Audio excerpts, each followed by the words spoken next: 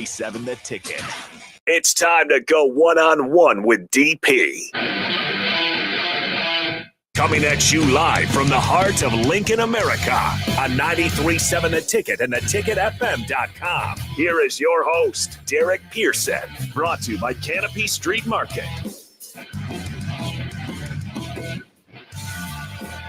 Boom.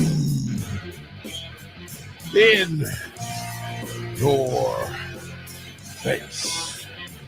In your face. As Dave Chappelle would say it. In your face, man. In your face. 11 o'clock on a Tuesday.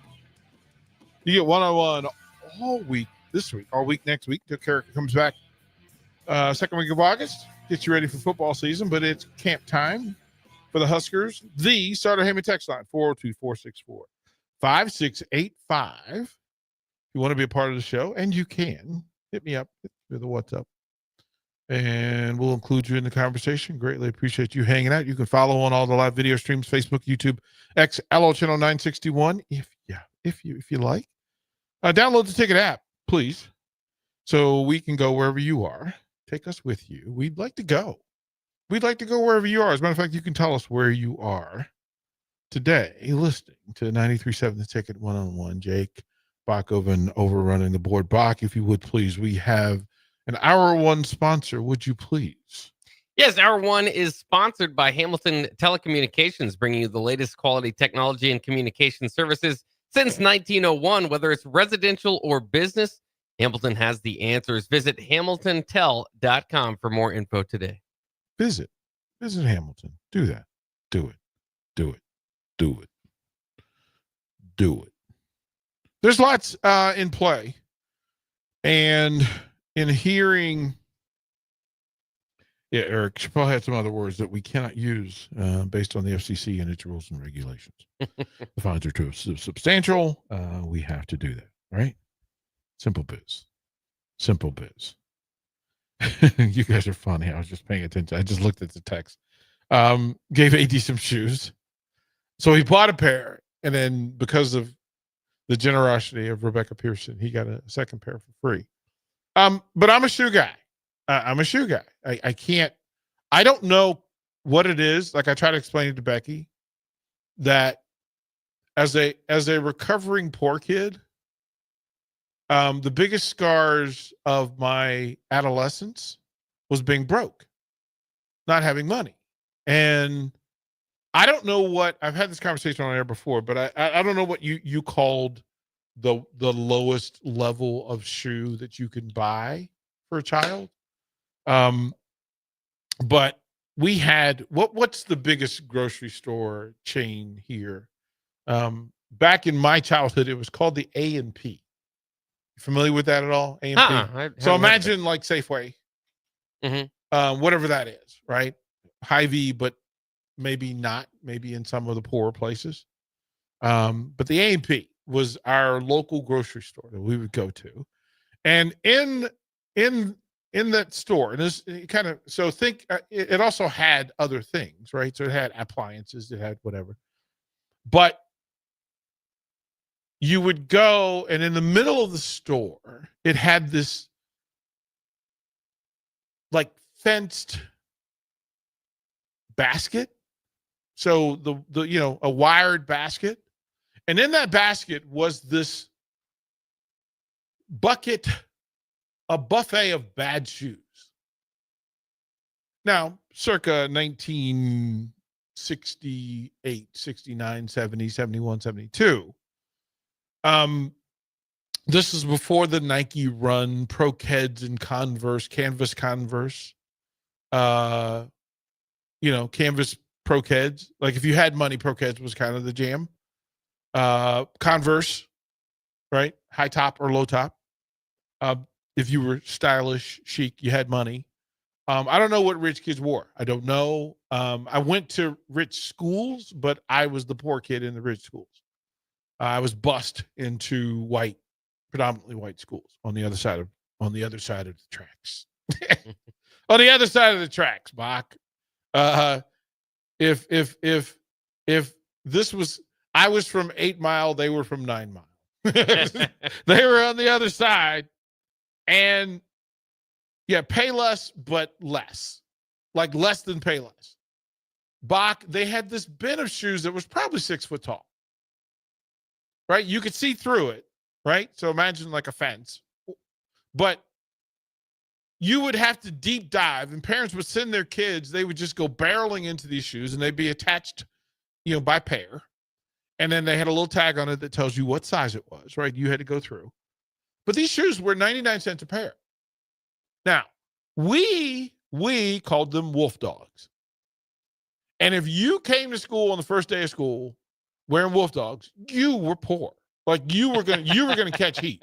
You were gonna catch heat. This was the equivalent of drinking generic soda. Where you go in the store and the cans say soda.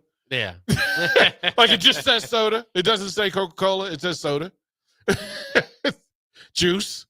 It just says juice. It says cheese. Meat product. That's how poor we were. And there are 8 kids in the family. So listen, you got hand-me-downs, but in those neighborhoods, people had already seen those clothes on your family members. But my hand-me-downs were difficult because my older brother, there was a gap in ages. So I had 3 older sisters between me and my older brother. So hand-me-downs, they'd have to be in the closet for 3 years, right? They were in a box being stored for me to grow into them. But these wolf dogs, and they called them wolf dogs because they were black. They looked like black Converse, except for not. Like they didn't have the logo, and it was made with cheaper canvas. And the reason why they called them wolf dogs is that they were so cheaply made that if you wore them for any number of hours, the tongue of the shoe would just slide to either side, and it would look like a dog's tongue hanging out the shoe. And they wouldn't last long, right? You could wear them, you would run them out. They had a little line on it that would let you know when you were wearing them out, right? A little black line that if that started to fade, it was telling everybody, listen, poor dude, go get you. Now I delivered newspapers from the age of 8 until 18. And that was how I got, because listen, this was in the preppy era. This was in the Izod Jordache jean era. So I looked terrible. There's a picture that I share on a regular basis of me as a 12-year-old, 7th grade. No, 14 years old. 14 years old. And they take a color picture of you. And I am in a denim suit for class picture. A denim suit. What do you call it? Canadian tux? Yeah. Right? Except for mine was green. Green. A green denim suit, Bach. And cap that with a white turtleneck. Boy, I was killing them girls. I was killing them. They didn't have a choice. They never stood a chance. Bach. It was terrible. It was terrible. No, the afro was afro, and goodness gracious. But these shoes were 99 cents, bro. I want to say that Converse were $14 maybe? Maybe in 1977? Like in today's world, not a big deal. But didn't have them. And then when it was in 9th grade, I wore canvas white Converse. That was the shoe of the team. We were county champions in basketball, and we had the white high top Converse Chuck Taylors. You played basketball in these, bruh.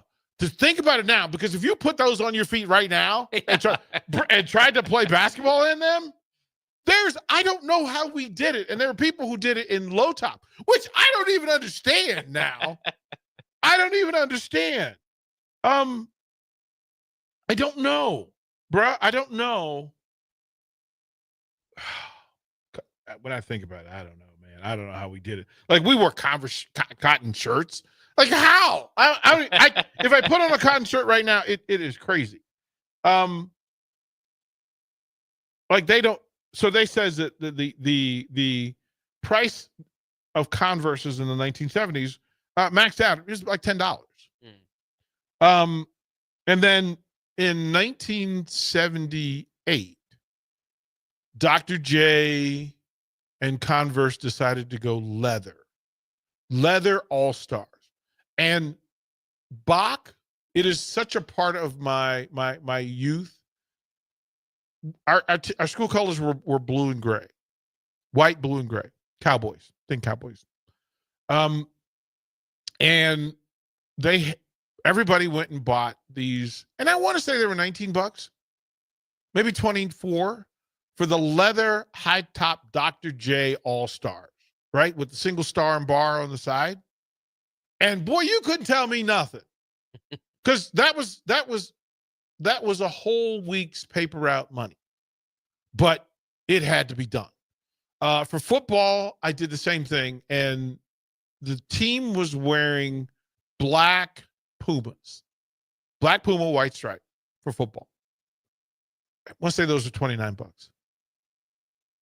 But again, we basically wore Dallas Cowboy uniforms. And in that era, yeah, Roger Staubach was wearing the black. But I wanted the white. I wanted the all white Converse cleats. So I went into my paper delivery boy money and I bought me some. Now, the ability to buy 2 pair of shoes. Listen, Bob, you had your school shoes, the ones you wore, like the one that mom and dad bought for you to wear to school. And then hopefully they weren't Wolf Dogs. Like if you got Pro Keds, I don't think Adidas had really blown up that way, but Pete Maravich had given Adidas some game. So that was kind of a thing. And then for baseball, Pumas, like Puma spikes. So I don't know what you were wearing in high school. Do you remember what shoes you were wearing in high school? A variety of them. I think I was kind of in the same type of deal. I think I went out. I don't know what I wore day to day, but I know I went out and got some T-Max and some Iversons for the basketball court. Right. And I think part of it was that was the beginning of the shoe culture, sports shoe culture. Because this is, again, imagine that I played in high school when Jordans didn't exist, right? You kind of saw what the players were wearing, but not really. Again, the Converse explosion really sort of happened with Magic and Bird in the pros, not even in college. I want to say in the pros, that they came up with the white with the Laker gold and a purple star for Magic, the horrible green Celtics with the white star. Oh boy, those are terrible. I never understood why they didn't go with the white with the green star. Yeah. Like that would have been, I could have bought in. My rival high school, they did the Celtics colors, so they were white and green, and that's what they would pull out. The Pistons were white and blue, and then Dr. J with the white and blue or the white and red. Now, the summer of my sophomore year, my stepdad took me to work for his brother, my uncle, on rooftops. So we would demolition rooftops in DC. Now, it's 1,048 degrees on top of these rooftops, and it's all tar and just sweltering. And I want to say I made $5 an hour back in 1979, whatever the minimum wage was. But I think, just imagine. Now, in theory, that's a terrible thing. But I would have $400 every 2 weeks in the summer. Look, man, I was like walking like George Jefferson when that little check showed up every 2 weeks. Now, I've never been more tired in my life working on the rooftop. So people who work out in this weather on rooftops, pulling heat and throwing them into demolition trucks, and if like a building caught on fire, you would go in and demolition the building, clear it, and all that stuff. And I was still delivering papers in the morning. And I want to say I got $40 a week delivering papers, which was still, that was my money. I don't know. Like the hand-me-downs, I couldn't do hand-me-downs because I had 3 older sisters. My brother is 10 years older than I am. 8 years. So the hand-me-down portion of it wasn't, it wasn't going to, that wasn't going to happen. But also I had a ton of cousins, and sometimes the cousins were a little bit older and you could do that. Bach, I'm just saying, I don't know that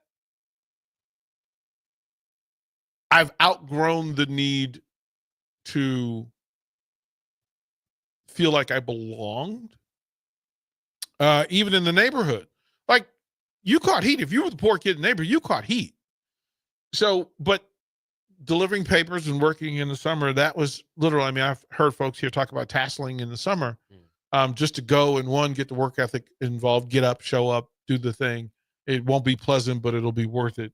But I learned pretty early that I couldn't wait for 2-a-day football practice in this sweltering heat because it was going to be less hellish than being on the top of the rooftop in DC. You're like with grown-ups. Like we're doing grown-up work, man. I'm 14 years old. What are you talking about? Like you would bring a shirt to sweat in and then another shirt to sweat in after you sweated out the other 2 shirts. So I don't know. I don't know. Bach, would you consider yourself, did you have a rich upbringing, poor, mid, how would you classify? Probably middle. I mean, I had a bigger family too. 5 siblings, 4 siblings and myself. So the hand-me-down thing was real. But yeah, I think I would say probably middle. Yeah, it was, and then I was bused to a white school. So then this was the in full preppy era. So my high school was every Breakfast Club personality. That was my high school. That literally, like every version. So you had the prep, you had the jock, you had the geek, then you had the kind of the outsider, and technically I belonged in each of them, but didn't belong in any of them, right? Because I was the star athlete, or I was an athlete that they knew. And quite frankly, I was the black athlete for a lot of, like Barry Thompson was the black athlete the year before me. I was the black athlete for my class, and then Stanley Wilson was the black guy for the next. Like we had a black guy. We were the black guy. And then like they would go, we had a ski club. My high school had a ski club where once a month they would go to Massanutten or Ski Liberty, and I ain't going. What are you guys talking about? I don't have skis. I don't have a ski suit. I don't know. That's not really a thing I do. So you had to learn and adjust. And those things are the things that you carry into your life. And then I figured out that through sports, it would give me personality to figure out what to wear, because I always had like t-shirts from, baseball team, basketball, football, whatever they gave us, whatever sweats they gave us, that was the thing to wear. And then every Friday you wore your jersey. So, and I was always in season. So you would wear your football, your away. If you were playing a home game, you wore your away jersey to school. If you were away, you wore your home jersey to school that Friday. And then you would, jeans. Did you ever use the word dungarees for jeans? I don't think so.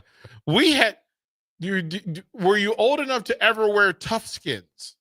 I do not know of that either. You never wore, listen, text line, let me know if you ever wore, like, the tough skins were the stiffest. Bach, I'm pretty sure that people who worked in the coal mines wore tough skins. Like if you were a welder, you wore tough skins. And then the preppy kids, we had preppy kids who then took over overalls and turned them into Eric. And the tough skin life was real, bruh. Them things. And I had, being that we were poor, my mom and grandma would have these patches, knee patches, that when the knees wore out, they would sew the patches on the inside of the jeans, right? And it was the same color. Yep, tough skins with patches, bro. You know, it was war out there, Bach. It was a battle. It was a battle. Those built-in patches, man, and your knees weren't always built to battle those knee patches from the inside, Bach. Your knees would, and you would have to go through some things, man. You would. And then Barney says this. I remember getting dressed up and wearing penny loafers. So there were two things, right? With the penny still in it for good luck, right? So in the base of the shoe, there's a slit, and you would put penny. They were called penny loafers, and you would keep a penny in there because at some point that was the thing of value. But 70s and 80s, not really. And then we had this thing called earth shoes, which was this brown, suede-ish semi-boot. But Bach, the bottom of the shoe was built in like waves, and it was rubber, but it was wavy, and they were called earth shoes. Well, then the preppy kids took over the earth shoes. And then the penny loafers went with your khakis and your Jordache. So you would wear Jordache. And then the emblem of the era was the Izod shirt with the collar up, which signed that you belonged to the frat club or the sorority club, whatever it was. And then Bach, in the most hellish of things, someone came up with the idea, not only were you going to wear the Izod with your collar up, but you wore another white shirt over top of that with the collar up underneath it. Ah, yes. Right? God, we were idiots. Man, Bach, can you imagine? Again, 100 degrees with a golf shirt with the collar up and then a button-down shirt over top of that with a different color. So you would wear whatever your collar up shirt was, that would match your shoes or socks, right? So you would have, so if you wore a pink shirt under and a white shirt over, you would wear pink socks to match, to show up in your penny loafers. We were so weird. We were so weird. White people did this. Like, that's what white people think. And I was in a preppy school, and I didn't have a choice. You did it too. There are pictures. The very first picture of the night Becky and I first met, I want to say 1984, 83, 84. Party at her house. And this is in the summer, mind you, or in the fall. There's a picture she took of me with a white polo shirt with a collar up, and I am wearing this light blue sweater over it, but I've got the collar up underneath the sweater. What was I even doing? What was I even? Hey, good first impression. What? Hey! Look, we still have the picture. I laughed. I was like, because you decided to marry that day you were gonna marry that dude, which is hilarious because there was nothing about it. Like, but once I got out of college, I transitioned quickly because that's when, and as One-Eyed Ray says, don't forget the parachute pants. That's when parachute pants started to happen. And then they had these combinations. There was I forget I want to say Hot Topic. There are these stores that were urban stores, urban dress stores that you would go in, and every payday you'd go in and you would buy an outfit. And some of them had, so it was a blue pant, but if you zip down the side, it had like a black filler. And then you would have, like, think of Michael Jackson, because he was probably the impetus for this, was that you would have a blazer or a vest that matched the pants. And then you would wear a white or black shirt under it. And then they had these, Bach, bless their souls, if you were a dancer back in the day, like if you were a teenager or post-college, white fake patent leather shoes with these skinny ties that matched. And these ties, they were terrible, Bach. They were terrible. But that's how you, like, and if you had them, it was a status thing. The parachute pants, right? You'd wear the pants zipped up to start, and then somewhere through the evening, a cute girl showed up. You know, you'd unzip it and show the color and flash, and you go out and do your dance. And you'd have on these white, you had to paint the white shoes because if you were dancing in them, you scuffed the white shoes up, right? You'd scuff them. So everybody, imagine your dad having these shoes that he had to white polish once a week so that he could wear them to the bar. Although I would imagine in Nebraska that probably wasn't a thing. That might have been a DC thing. That might have been a big city thing. That might not have been a Nebraska thing. But we'll read some of these texts because y'all are funny. Y'all are funny. It says, he says, don't forget the parachute pants. Old dad says, dungarees was a real thing. Those knee patches on the inside itched. Man, they itched. And that's literally, you would spend your all day like rubbing your leg because that's what was going on. Eric says, the look on my mom's face when I tried to clean grass stains off my brand new. Listen, your go to school clothes, your brand new go to school clothes, when you came home, march yourself straight to your room, take off your good clothes or put on your play clothes. Bach, did you have play clothes? I don't know. I wouldn't say that I had designated one. If my mom came home from work and I still had on my good school clothes, oh man, I was gonna get it. I was gonna get it. Yeah, I was. Barney was talking about the penny loafers. Yeah, the built-in 0220. Yeah, he wore them built-in knee patches. Yeah, it was the thing. The Zons, Lee Pipes, good call. 1171. Yeah, those. Man, born in 89. But yeah, and Augie, the tough skins. They were legit. Like go online and get your son some tough skins, bro. Like, go find them. We'll go to break. We'll come back. We'll talk some sports. But my goodness gracious, culturally, the advancement, shoes are a thing. We'll be right back. Download our app by searching 93.7 The Ticket in your app store. You're listening to One-on-One with DP on 93.7 The Ticket and theticketfm.com.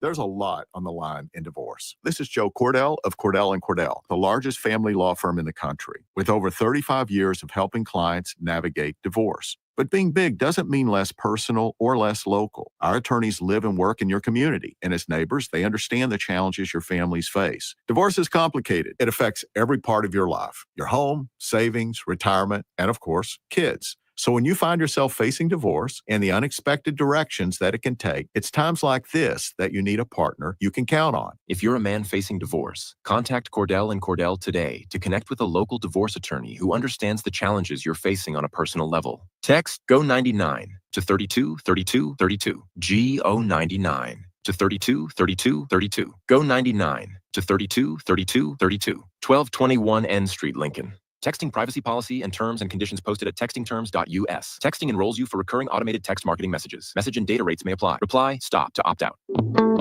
Wall-to-Wall Wine and Spirits is your place in North Lincoln to go for all your needs in wine, spirits, and beer.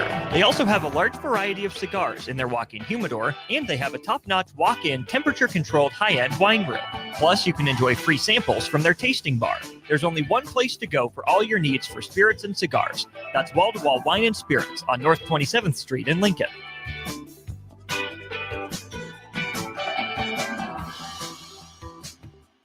At Schwezo Construction, safety isn't just a policy, it's a promise. Build with us. Work safe, go home proud. We're hiring skilled craftsmen, laborers, concrete workers, and steel erectors who value quality work and a team that has your back, on and off the job site. If you're ready to be part of a company where your safety and success come first, visit Schwezo.com. That's SCHWISOW.com and apply today. Schwezo Construction, 40 years strong and still building the future. Are you looking to upgrade or improve the garage door on your home? This is Cameron Hall of Doors Plus. At Doors Plus, we guarantee to offer a wide selection of options from 5 leading garage door manufacturers as we deliver a free estimate, exact measurements, and rapid installation with a 3 to 5 week time frame. When you choose Doors Plus for your residential garage door needs, you'll work with our experienced technicians and be ensured that your new door seamlessly complements your home. Give us a call at 402-590-5800 or visit us online at DoorsPlusLLC.com. Doors Plus, garage doors and more. Hi, Sean Callahan here for Koppel Chevrolet GMC. This month kicks off Koppel's 50th anniversary sale. We're celebrating 50 years by offering an additional $500 discount to the next 100 customers that buy a new vehicle. This is in addition to the huge savings already in place. You can take an extra $500 off our discounted price, or we can cut you a check on the spot. Celebrate with savings and see why customers have trusted Koppel since 1975. It's our way of saying thank you for all these years. Since 1983, Fast Mike's Roll-Offs have been a trusted and reliable company in Lincoln and the surrounding areas. Fast Mike's handles all sides of construction projects, home renovations, or big cleanouts. With the perfect size dumpster to fit your needs, Fast Mike's Roll-Offs will haul it all. With same-day delivery in Lincoln, affordable rates, and top-notch service, Fast Mike's Roll-Offs make cleanup quick and easy. Call now at 402-450-6828 or visit us online at fastmikesrolloffs.com. Book your dumpster today. Fast Mike's Roll-Offs, cleanup made simple. In today's digital world, technology works great until it doesn't. At Hamilton, we work to keep your business up and running. We are more than an IT company. We're your partner, focused on customized solutions that set you up for success now and in the future. Say goodbye to tech stress and unexpected IT costs when you hire Hamilton. Together, we help you focus on what really matters. Hamilton Business Technologies. Real people, real technology solutions. Connect with us at hamiltonisbusiness.com. When you're outdoors beneath Nebraska skies, adventure comes in all sizes. From quick escapes and long weekends to true off-the-grid retreats. Paddle, hike, camp, explore. Whether you have a few hours or a few days, we'll guide you to a state park or recreation area that's a perfect fit. Start your next adventure today at yournebraskaparks.com. Sponsored by Nebraska Game and Parks, aired with the Nebraska Broadcasters Association and this station. Are you ready for a new opportunity? Check out Sandhills Global. Join a dynamic team where your skills are valued and your career can soar. We offer full-time positions with a 4.5-day work week, competitive pay, excellent benefits, and a positive work environment. From IT and marketing to sales and finance, we're looking for talented individuals like you. Apply today at sandhills.jobs and take the first step towards an exciting future. That's sandhills.jobs. Don't wait, apply now. This just in, hot off the bench press. Planet Fitness has expanded strength equipment. Save $28 or more when you join today. We're raising the bar with these benches, and our hack squat will have you actually looking forward to leg day. Plus, we're still repping all the best-in-class equipment we've always had. There's no better time to get stronger. So join Planet Fitness today and save $28 or more. Just $1 down, $15 a month. Find your nearest club and join today. Deal ends July 31st. See Home Club for details. If you want to make new floor shopping easier, come to O Street Carpet. Hi, I'm Steve Carper. Our flooring professionals can help you choose the best flooring for you, your family, and your budget. We eliminate the confusion. Even better, you'll be enjoying your new flooring much sooner. No 6 or 8 week waits. We'll install right away and save you money on installation. Floor shopping made easy every day at O Street Carpet. O Street Carpet. 1732 O Street. Family owned and operated. Always the best value. On the Block with Eric Strickland, Jay Foreman, and Austin Orman. Yeah, I don't want to hate on Joe Burrow. He's clearly in this tier. I think he's the bottom of this tier. I would go Allen Jackson and then Burrow. You should be a politician. Just convinced. You know what I'm saying? You see what he did? Yeah, he didn't have He's doing all the time. It's tricky, man. Keep going, Jay. No, You're speaking my language. Stop. You're speaking my language. Come on. You didn't let him get you, Jay. I can't believe you let him get you again. God, Every weekday from 3 to 5 on 93.7 The Ticket and theticketfm.com. Now back to On the Block with Eric Strickland, Jay Foreman, and Austin Orman.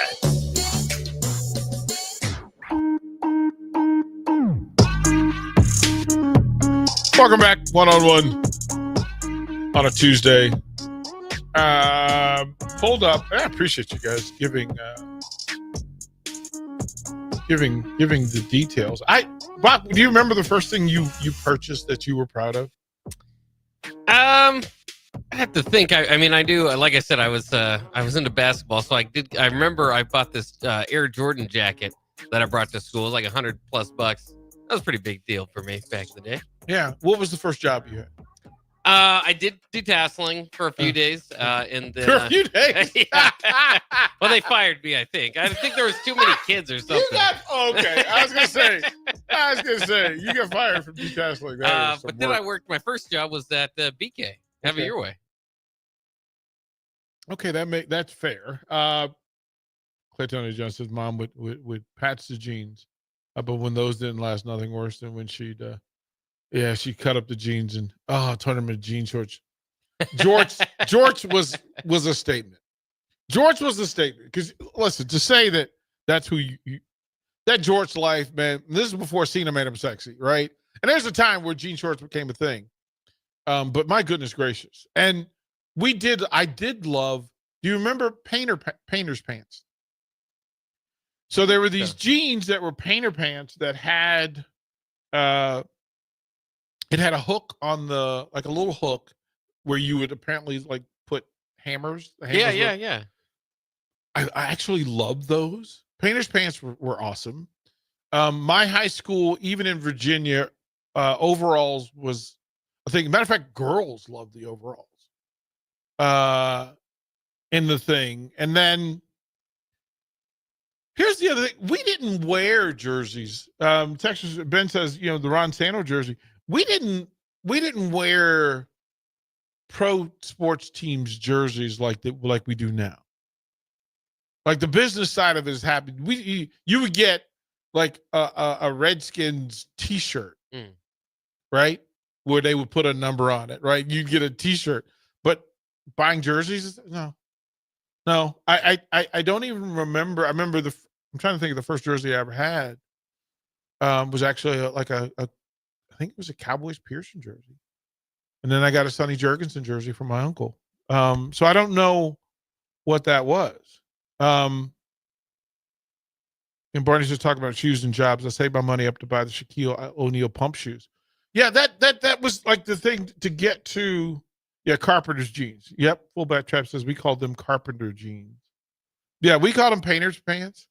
Curtin, Northern Kentucky. That's hilarious. That the parachute pants, think Eddie Murphy, Beverly Hills Cop walking down the street. It was like you could get the leather pants, like the leather suit, or the fake leather suit. And it's the scene where he's walking down the street. He's from Detroit, so he doesn't know that that's really a thing in LA. And he sees a guy out there with this red leather suit. And he just stops because he's never seen it before, and he just laughs. But those are my dance contest clothes. I literally would buy every paycheck. I would buy an outfit to dance in, because on Friday nights, me and my dance partners, so we would start in Richmond. We drive to Richmond for the 9:00 dance contest.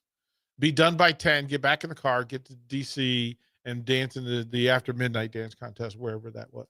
And you needed 2 outfits. You couldn't wear the same outfit. So yeah, I was a weirdo, man. It was a whole thing. But I was winning, and I was making a lot of money. A lot of money. Yeah, the t-shirt jerseys are way more economic. But yeah, that was the thing, though, right? And then there was a time when I crossed the line where I did not want to be t-shirt jersey guy. I wanted to be jersey guy. I don't know when it happened, but yeah, Bach, that was like a statement. And then I became a jersey snob. And if you got a silk screen jersey, I would make noises at you. Like I would tish you. I would shame you. I would silk screen jersey shame you. Like, that's not real, right? That's and You know who's more judgmental of poor people? People who used to be poor.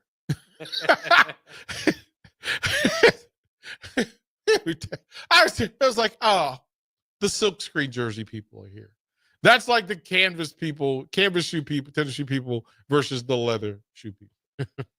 Oh, you're a canvas shoe guy.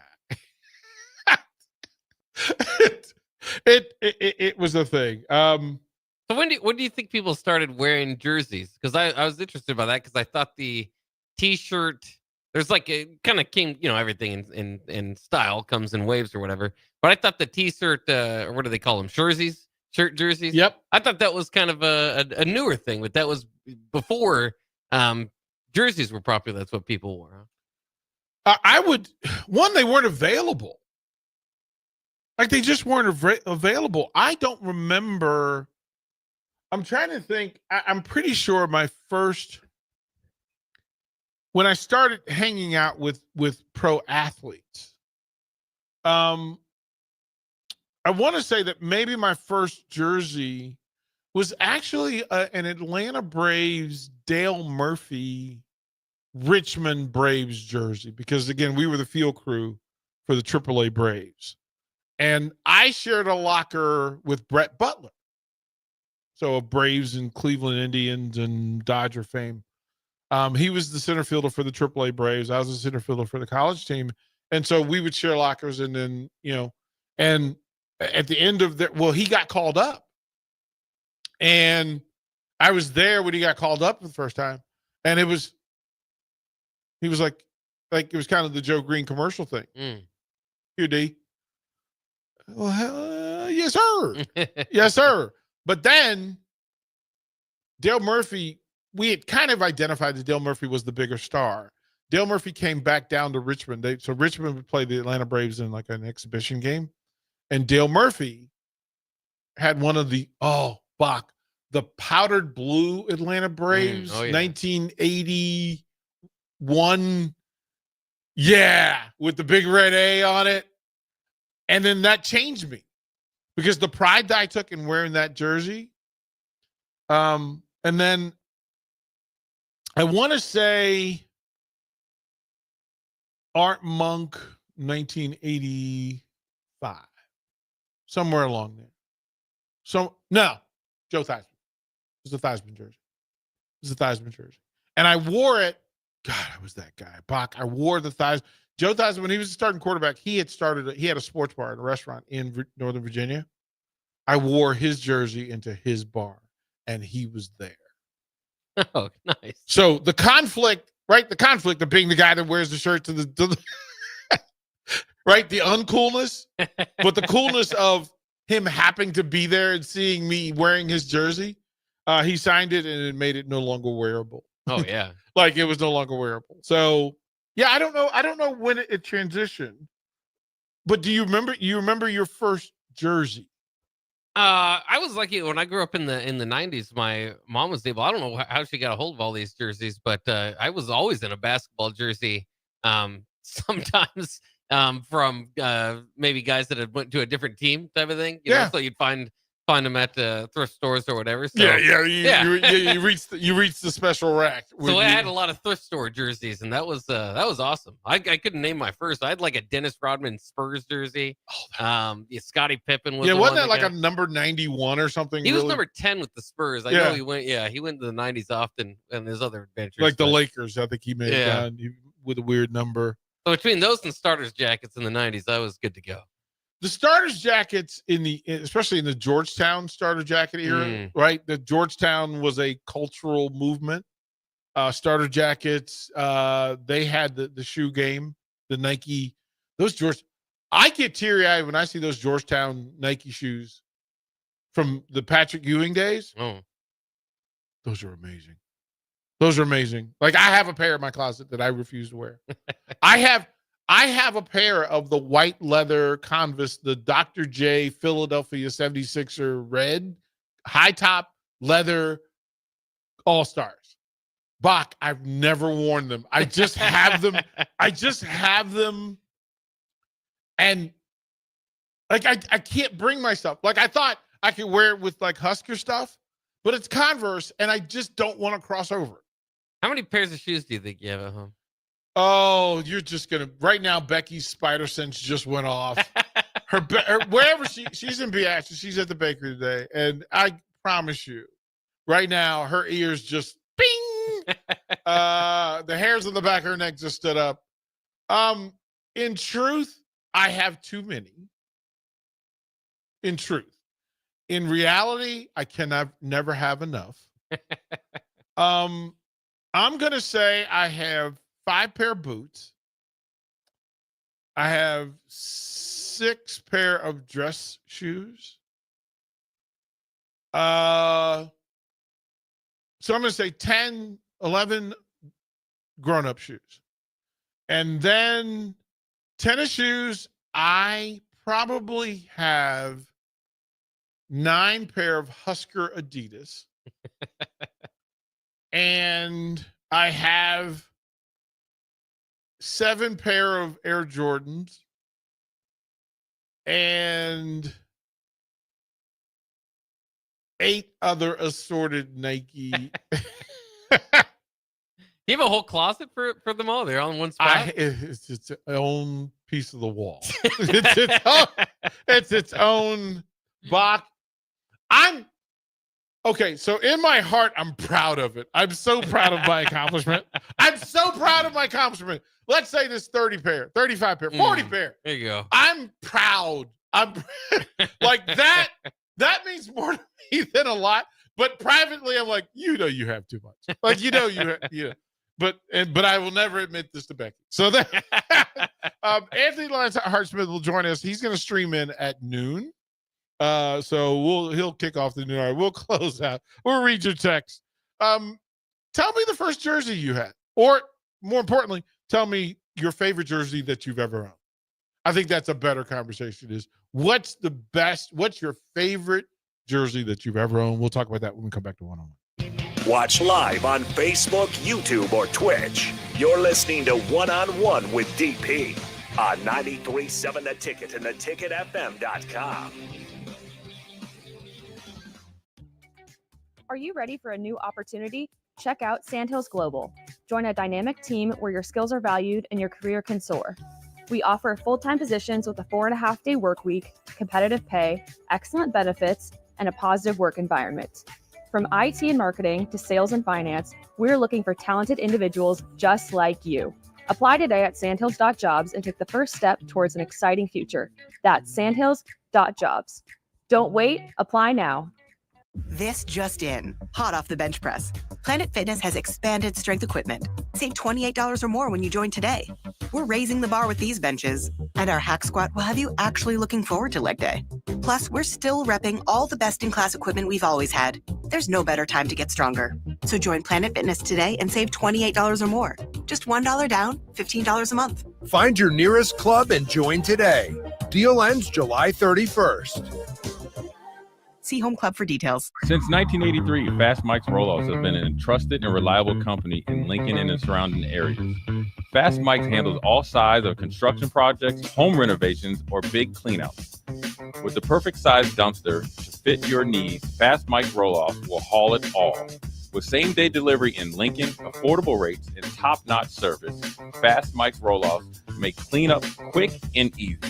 Call now at 402-450-6828 or visit us online at fastmikesrolloff.com. Book your dumpster today. Fast Mike's Roll-Offs, cleanup made simple. Have you been injured in an accident and don't know where to turn? Do you need a lawyer you can trust to handle your case with professionalism and compassion? The attorneys at Liberty Law understand that a call to an attorney is a call for help. If you've been injured, we want to help you.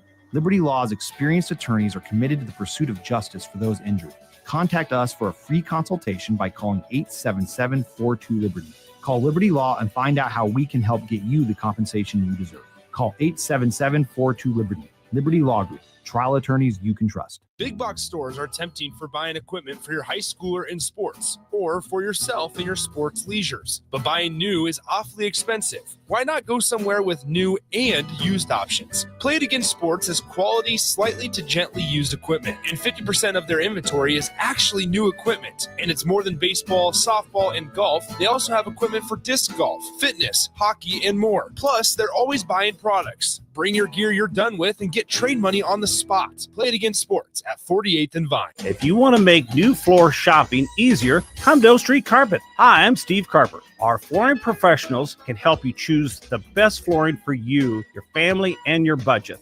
We eliminate the confusion.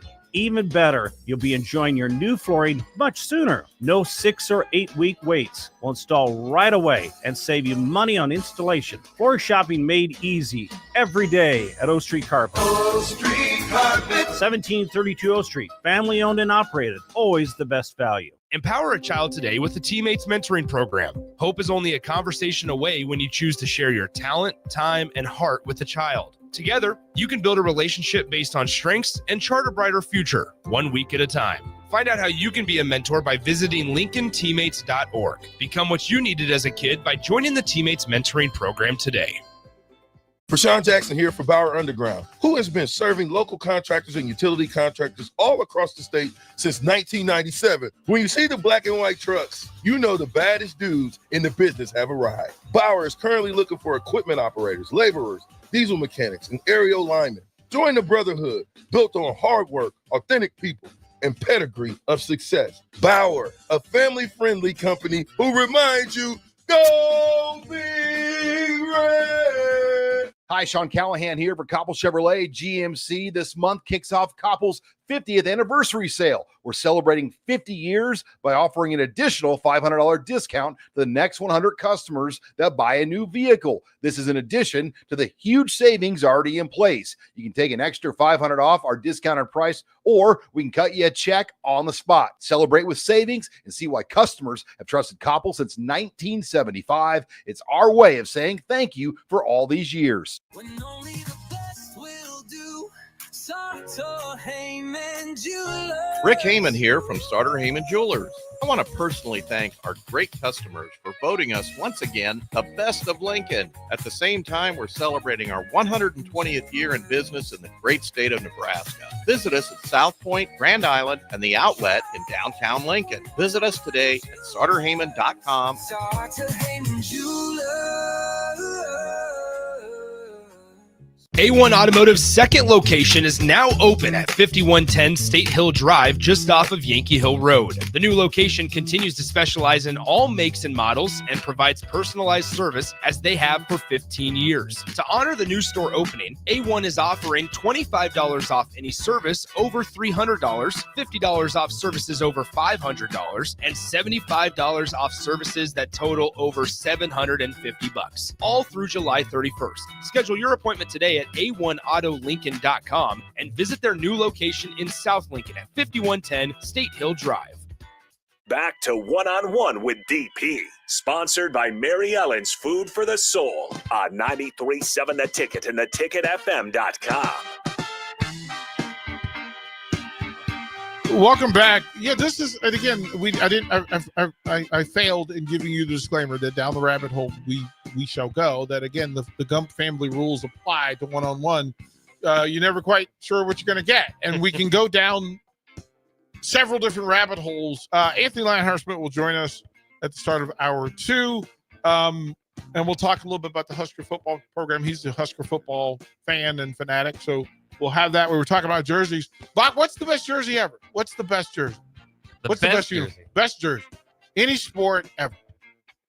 We were just talking about it with Terrell. The Houston Oilers one is pretty good. I mean, a lot of people try to emulate it and they get the throwback. Even like Houston, I think it was the Texans and then Houston University were battling over these last couple of years because Houston University was using it. Yes, the Houston Cougars wore the Houston Oilers color combination. This is a year that the NFL is going to throw back. And again, the Commanders are going to go back to the Redskins Super Bowl year, but I think they need to go back even further. Go back in time to the 70s where they had the big flappy sleeves. right? Not the tight cuffed ones, but the floppy ones with the burgundy and gold stripes, which were just fire. There's an old Baltimore Bullets jersey with the stripes down the leg. Marquette had a run of great jersey in the NFL. The Packers stay traditional. The Steelers are going back to the old Bumblebee jerseys, which I'm not a fan of, but I understand. The Cardinals used to have a beautiful, I love the simplicity of the 70s Jim Hart, Mel Gray, Terry Metcalf Cardinal jerseys. Matter of fact, I had those are the only silk screens you can wear. It was when your team, that era's jersey were actually silk screen. Because if you're wearing a Metcalf, it's actually like, I need to find me another Metcalf down there. Think about it. But in the pros, the Oilers, the Titans try to go back. I'm trying to think. I love the old Jets jerseys, the original clean Jets jersey. Clean. Ooh, good call. Westy shows the old Grizzlies basketball jersey. Oh yeah, those are fantastic. Like the with the dinosaur. The Padres brown. Yeah, the Padres brown was nice with the gold trim. Right? I think that's fair. Bill and Bennett said well, that makes sense, Bill. The number 15 jersey signed by Willie Miller. Never could get Tommy Frazier to sign it. Well, we'll work. We know how to find him. The vertical bumblebees is what they call them. Yeah. The gold helmet is fire. And then helmets. What's the best helmet, Bob? Ooh, that's a good question. What's the best helmet? Because there's so many helmets that just are iconic, not necessarily because of the design, just because of what they've done. But as far as design goes, like the Redskin Arrow, burgundy with fantastic, with just the arrow. Yeah. Yes, you did miss the talk of the Bucks creamsicle, and it's two of my favorite jerseys are Bucks creamsicles. One is the Doug Williams white with the creamsicle numbers and letters, and then I also have the Steve Young 8 white creamsicle numbers. Love them so much. The old the powder blue Braves is just. Oh, I'm gonna go on this hill. Pittsburgh Pirates, Clemente, sleeveless. Sleeveless. That's tough to beat. Funny when you mentioned powder blue, though. So how many teams go back to that? Because we talk about the Oilers. You mentioned the Braves there. I think the Royals' best ones are the powder. I mean, powder blue, the Chargers. You just kind of go across the board. That's just a color that gets people going for uniforms and helmets for some reason. Yeah, but if everybody's using the same color, it loses its flavor. All right, we'll go to break. Hour 2. Anthony Lionheart-Smith will join us, and then we'll get back on Jersey talk because quite frankly, the best helmet ever. Like I asked Farley the question during the break. I asked Bart back the same question. What's the best Husker jersey? Because I don't know what. To me, it's the midriff mesh tearaway, but that's just me. I will take your opinions, and we will allow you to voice them when we come back to one-on-one. Download our app by searching 93.7 The Ticket in your app store. You're listening to One-on-One with DP on 93.7 The Ticket and theticketfm.com. In today's digital world, technology works great until it doesn't. At Hamilton, we work to keep your business up and running. We are more than an IT company. We're your partner, focused on customized solutions that set you up for success now and in the future. Say goodbye to tech stress and unexpected IT costs when you hire Hamilton. Together, we help you focus on what really matters. Hamilton Business Technologies. Real people, real technology solutions. Connect with us at hamiltonisbusiness.com. Have you been injured in an accident and don't know where to turn? Do you need a lawyer you can trust to handle your case with professionalism and compassion? The attorneys at Liberty Law understand that a call to an attorney is a call for help. If you've been injured, we want to help you. Liberty Law's experienced attorneys are committed to the pursuit of justice for those injured. Contact us for a free consultation by calling 877-42-LIBERTY. Call Liberty Law and find out how we can help get you the compensation you deserve. Call 877-42-LIBERTY. Liberty Law Group. Trial attorneys you can trust. This just in, hot off the bench press. Planet Fitness has expanded strength equipment. Save $28 or more when you join today. We're raising the bar with these benches, and our hack squat will have you actually looking forward to leg day. Plus, we're still repping all the best-in-class equipment we've always had. There's no better time to get stronger. So join Planet Fitness today and save $28 or more. Just $1 down, $15 a month. Find your nearest club and join today. Deal ends July 31st. See Home Club for details. This is Lincoln's home for sports talk on the FM dial. Also online at theticketfm.com. On the internet. KNTK FM Firth, 93.7 The Ticket. Big box stores are tempting for buying equipment for your high schooler in sports or for yourself in your sports leisures. But buying new is awfully expensive. Why not go somewhere with new and used options? Play It Again Sports has quality, slightly to gently used equipment, and 50% of their inventory is actually new equipment. And it's more than baseball, softball, and golf. They also have equipment for disc golf, fitness, hockey, and more. Plus, they're always buying products. Bring your gear you're done with and get trade money on the spot. Play It Again Sports at 48th and Vine. Hey there, this is Paul Scheel, owner of High Electric. I want to thank our friends and loyal customers and introduce High Electric to those looking for a new electrician. We've been serving the Lincoln and Omaha area for over 30 years, from design to install, upgrades, and repair. If you are a homeowner or a small business needing some electrical work, call us at 402-466-6606 or check us out at hyelectric.com. We look forward to hearing from you. Empower a child today with the Teammates Mentoring Program. Hope is only a conversation away when you choose to share your talent, time, and heart with a child. Together, you can build a relationship based on strengths and chart a brighter future, 1 week at a time. Find out how you can be a mentor by visiting LincolnTeammates.org. Become what you needed as a kid by joining the Teammates Mentoring Program today. Hi, Sean Callahan here for Koppel Chevrolet GMC. This month kicks off Koppel's 50th anniversary sale. We're celebrating 50 years by offering an additional $500 discount to the next 100 customers that buy a new vehicle. This is in addition to the huge savings already in place. You can take an extra $500 off our discounted price, or we can cut you a check on the spot. Celebrate with savings and see why customers have trusted Koppel since 1975. It's our way of saying thank you for all these years. Are you looking for an exciting new way to put your skills to work? Explore new career options in the fintech industry at Currency, a Sandhills Global company. We offer full-time positions in financial sales, compliance, operations, and other fields. We also offer a 4.5-day work week, an attractive benefits package, and opportunities for advancement. Put your motivation to work and grow with us at Currency. Visit gocurrency.com/careers to learn more. Rain, snow, or shine, John Henry's is here to keep your home's plumbing systems working properly no matter what kind of weather Nebraska throws at us. From unclogging toilets and drains to installing new water heaters and water treatment systems, John Henry's is your plumbing expert in the Lincoln and Omaha communities. Visit us at calljh.com or call John Henry's. 435-5555. John Henry's Plumbing, Heating and Air. And electrical.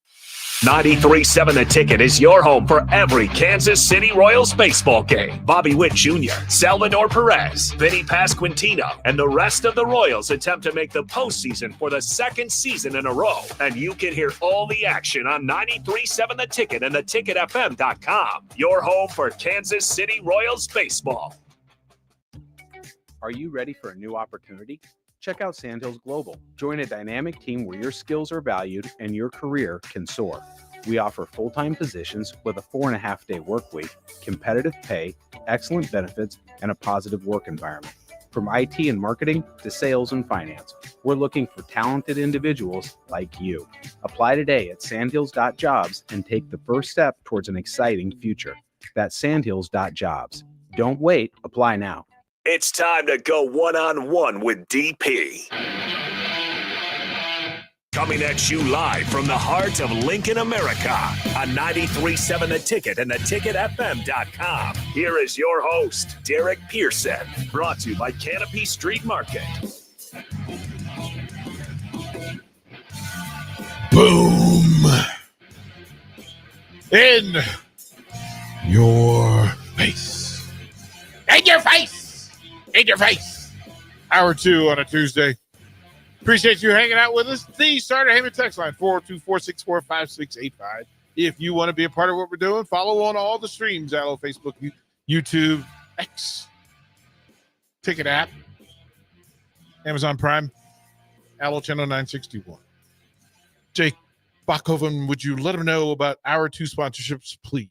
Absolutely. It's the noon hour, and that means it's lunchtime. Excuse me. And the lunchtime here at the Ticket is sponsored by our friends at Mulberry Barbecue, now with 2 locations at 11th and Cornhusker and at 61st and Apples Way, right off of Highway 2 by Lowe's. Both locations are open Monday through Saturday from 11 a.m. to 8 p.m.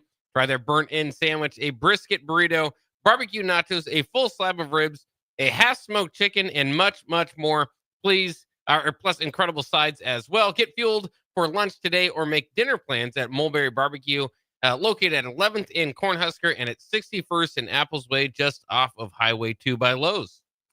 You know, the burnt ends and the disrespect. Those are so good. Those are so good. Bach, it is time. Kind sir, would you set the tone? Would you do that, please? It snaps Mutapchic's head back with that right hand. Oh! Drops him with the elbow! Oh, Mutapchic in trouble. Anthony Lionheart Smith with a huge win tonight. That man joins us here on One-on-One. Anthony Lionheart Smith joins us. How you feeling, brother? How you doing?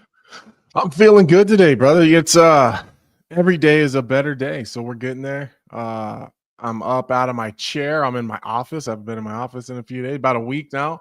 So I'm moving around, bro. I'm moving around. You know, it's funny too, that in the space that we're talking about, the recovery, it's such a big part of being a pro athlete and being a professional fighter, right? That recovery is underrated and under-discussed. Walk me through, before we get into some Husker football talk, walk me through post-fight. So you leave the octagon, and whatever scars and bruises and bumps that you have, you go back. Walk me through the process of going from the octagon back to the locker room, and then what happens before you come out and face the media.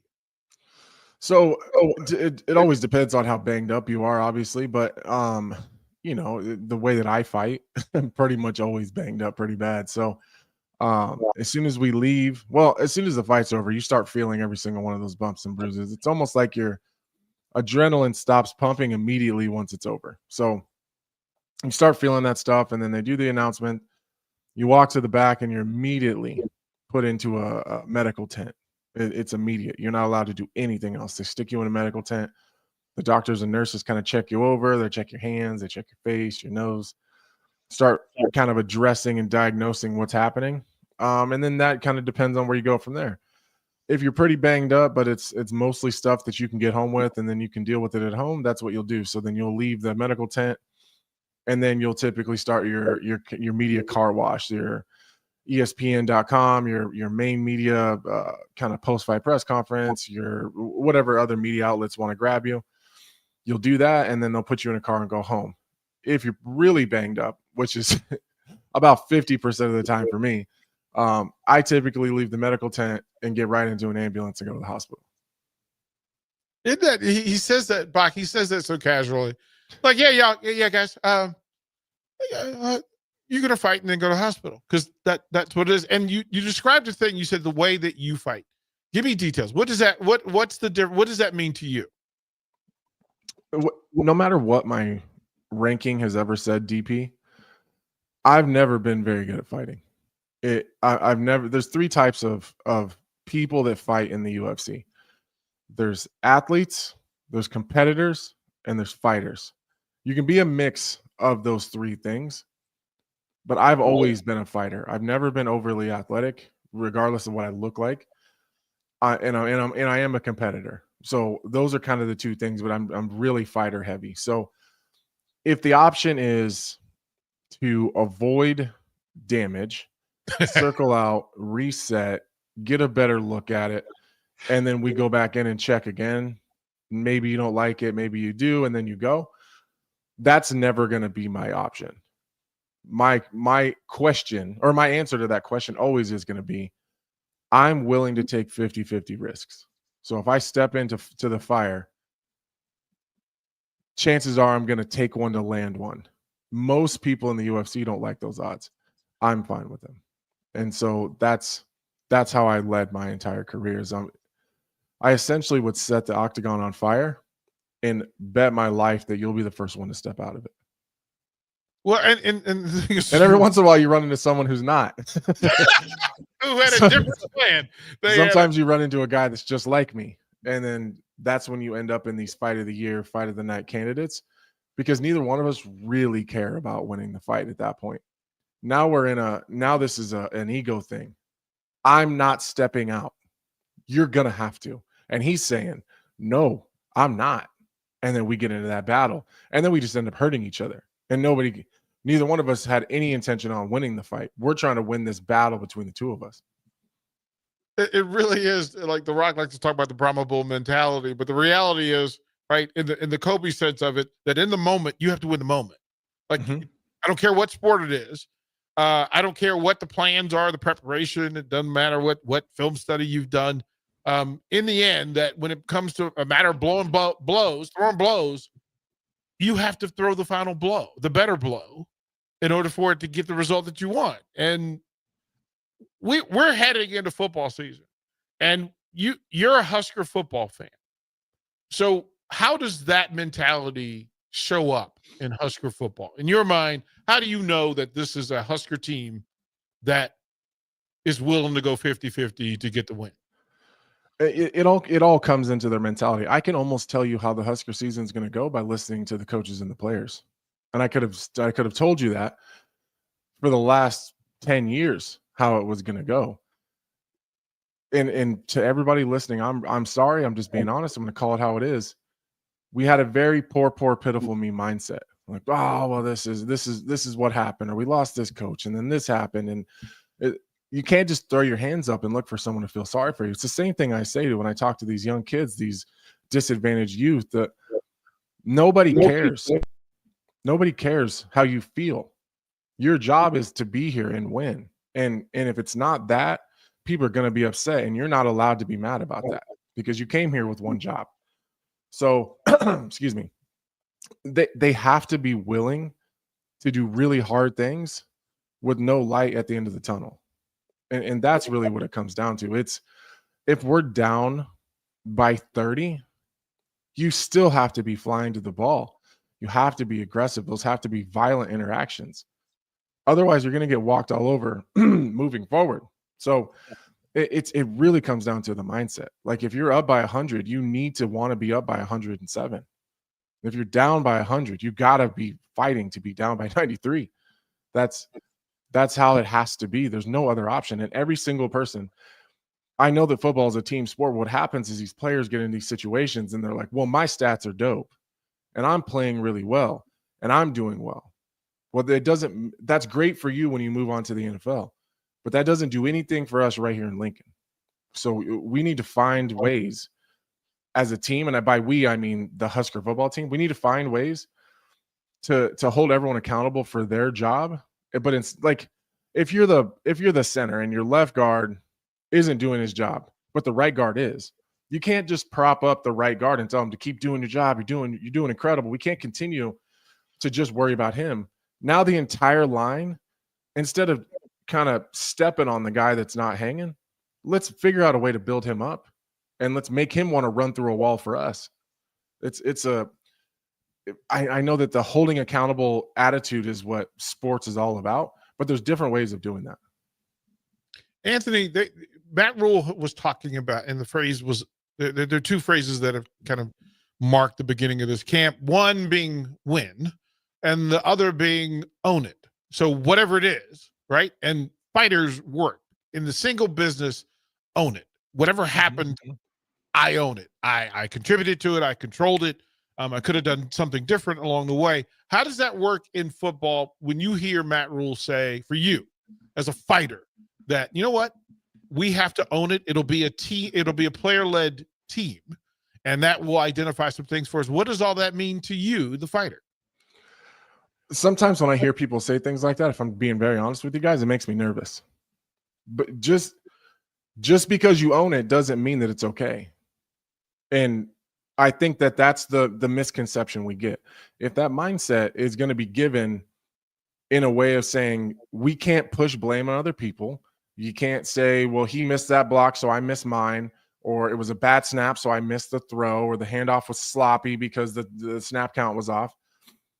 Everyone's going to own their own mistakes, but owning it doesn't make you not accountable for it anymore. And that's what tends to happen sometimes in sports, where it happens in volleyball a lot, actually, where you'll have a girl, it'd be a libero in the back row, and she'll take 4 hard serves. It's like 4 aces in a row. What does she do every single time, DP? She pats her chest and says, "That's me." Yeah, we know. We know. The whole world knows. Fix it. That's where the holding accountable and it being that mindset being productive start to get conflated a little bit. We start to have a mess there. We're the entire world is obviously very aware of that it's you. We don't feel any better because you also acknowledge it. We need you to fix it. So you need to take accountability and then make sure it doesn't happen again. And that the second part is what gets missed. Yeah, I know that you will find your way to Lincoln and to be in the sea of red, and I'm looking forward to it, to get your ride through with it. What is your, on a scale of 1 to 10, what is your positive or negative vibe with this year's team based on Matt Rule and the coaching staff and the vibe provided? Like, what do you on a 1 to 10? I'm feeling really. I'm a 10. I feel great about it.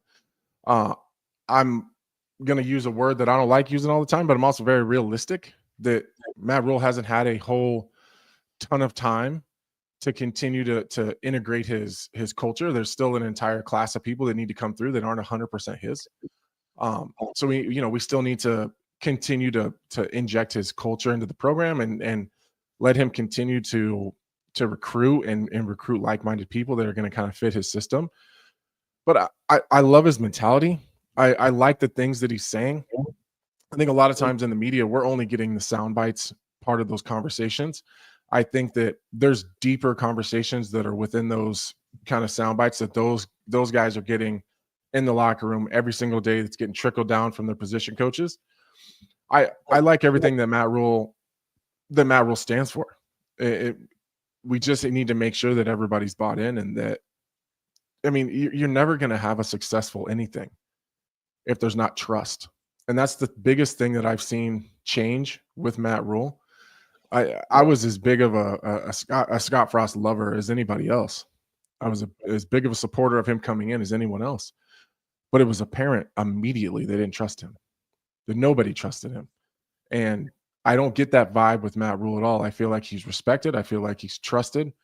I feel like everyone believes in what he's saying, that the players, when he says something, they don't have to think, is this BS, or how do I feel about this? They just digest it, take it in, and move on. That's how, I've had coaches where they've said things to me and I'm like, man, I don't know. Sounds kind of crazy.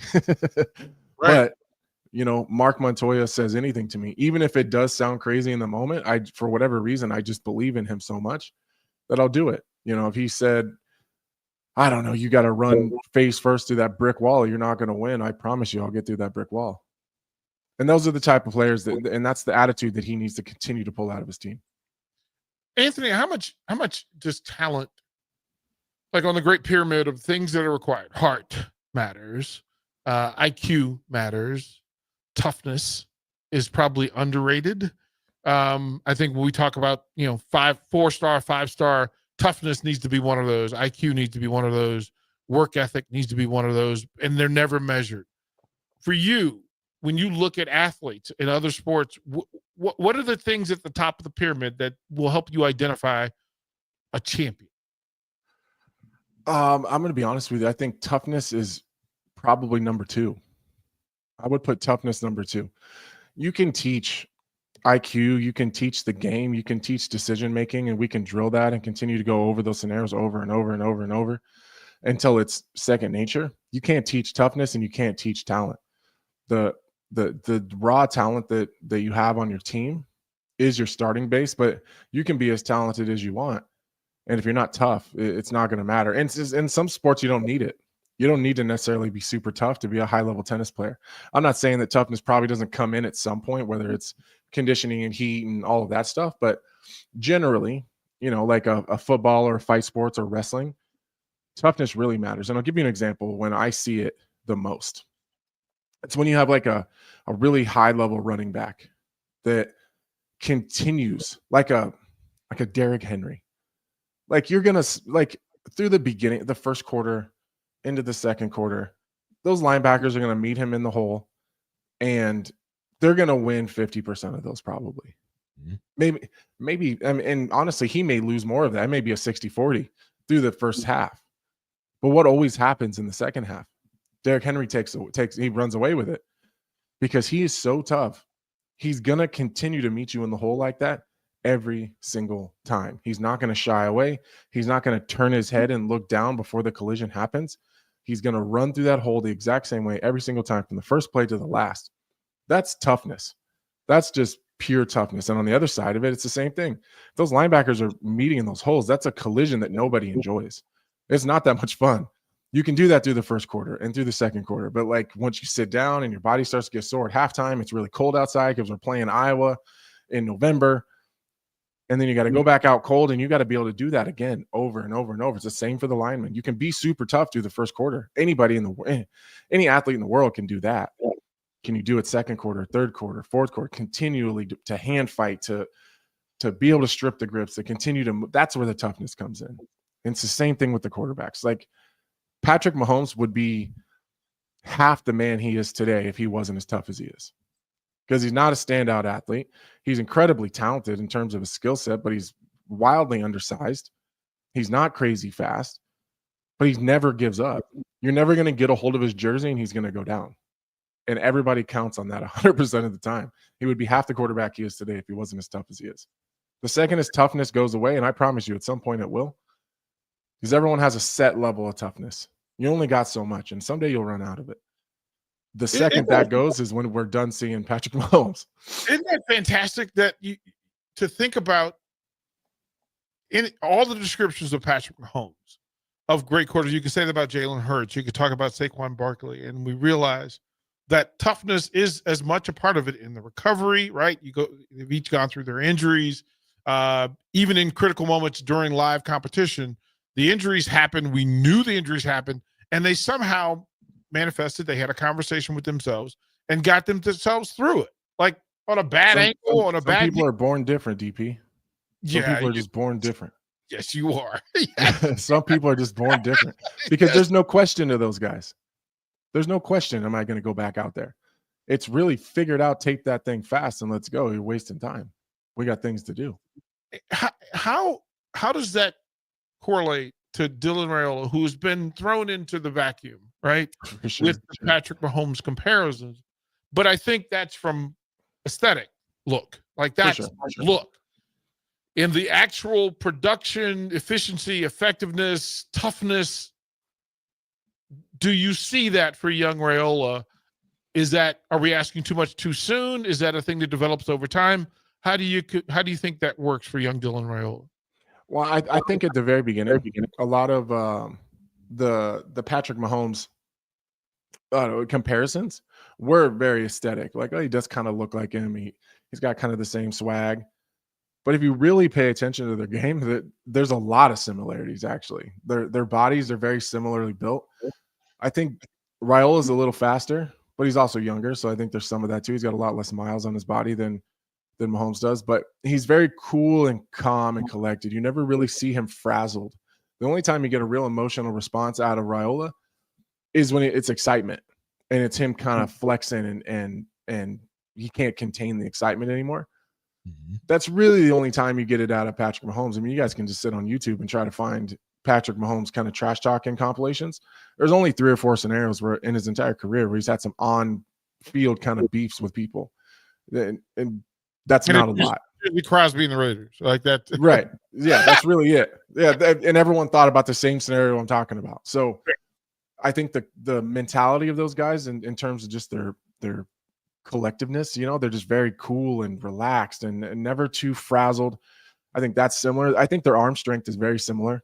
Like if you even look at their throwing mechanics, they're not that far off. Of course, there's some differences in every quarterback's throw, but I think that he does do some. I think that he's taken a lot of like inspiration from Patrick Mahomes, so he does do some funky stuff sometimes that, of course, makes us all very nervous. But we wanted him really bad, so sometimes you have to just let him be who he is. It's going to be an interesting year. I'll ask you this several times over the course of the next 4 months, but as of today, what do you see the Huskers? Give us the Husker forecast on how you think it goes, and it'll change throughout the course of the year, but we're just going to use this as the GPS of where we start. On this particular day, July 29th, what do you think of the Huskers record will be? How many games are we at this year? 12. Say what? 12, 13? 13. I thought it was 13. Yeah. We'll go with 12 just to be safe. I mean, I could see a pretty solid 8-4. Yeah. See a pretty solid 8-4. One neutral, everything else at home. Winnable games. Very winnable games. I wouldn't be surprised with a 9-3. Yeah. See, we were talking about it yesterday. We were literally talking about it. Anthony, here's the deal, man. Again, I'm going to thank you every single time you and I talk because it is informative, educational, entertaining as well. We'll do it again tomorrow. Heal, because we just going to keep saying it. All right? Okay. Don't be Superman at home. Heal. No, sir. No, sir. We got stuff to do. Thank you, kind sir. We will talk again tomorrow. Yes, sir. See you guys tomorrow. Anthony Lionheart-Smith joining us here on One-on-One. Before the break, we'll come back. We'll get back into some of the conversation about jerseys and hats and otherwise. Lots to talk about here on One-on-One. Watch live on Facebook, YouTube, or Twitch. You're listening to One-on-One with DP on 93.7 The Ticket and theticketfm.com. Are you ready for a new opportunity? Check out Sandhills Global. Join a dynamic team where your skills are valued and your career can soar. We offer full-time positions with a 4.5-day work week, competitive pay, excellent benefits, and a positive work environment. From IT and marketing to sales and finance, we're looking for talented individuals like you. Apply today at sandhills.jobs and take the first step towards an exciting future. That's sandhills.jobs. Don't wait. Apply now. Prashawn Jackson here for Bauer Underground, who has been serving local contractors and utility contractors all across the state since 1997. When you see the black and white trucks, you know the baddest dudes in the business have arrived. Bauer is currently looking for equipment operators, laborers, diesel mechanics, and aerial linemen. Join the brotherhood built on hard work, authentic people, and pedigree of success. Bauer, a family-friendly company who reminds you, go Big Red! Have you been injured in an accident and don't know where to turn? You need an attorney you can trust to handle your case with professionalism and compassion. The attorneys at Liberty Law Group understand that a call to an attorney is a call for help. If you've been injured, we want to help you. Liberty Law's experienced attorneys are committed to the pursuit of justice for those injured. Call Liberty Law and find out how we can help you get the compensation you deserve. Call 877-42-LIBERTY. Call the trial attorneys you can trust. 877-42-LIBERTY. Saturday. Eagle Raceway is open for a full season of dirt track racing action every Saturday night. Don't miss the epic battles on the high banks of Eagle Raceway each Saturday between the Nebraska Septic Sprint Cars, Nebraska Lottery Modifieds, Avid Realty Sport Mods, Valentino's Hobby Stocks, and A1 Iron Stock Cars. Let's go racing. Eagle Raceway, just 10 miles east of Lincoln on O Street. Check out the full schedule at eagleraceway.com.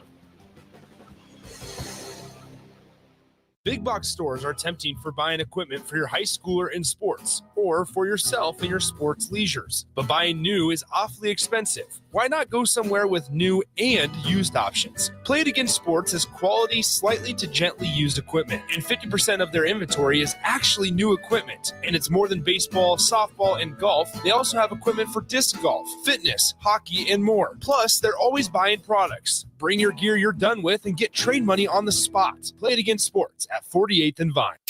Are you looking for an exciting new way to put your skills to work? Explore new career options in the fintech industry at Currency, a Sandhills Global company.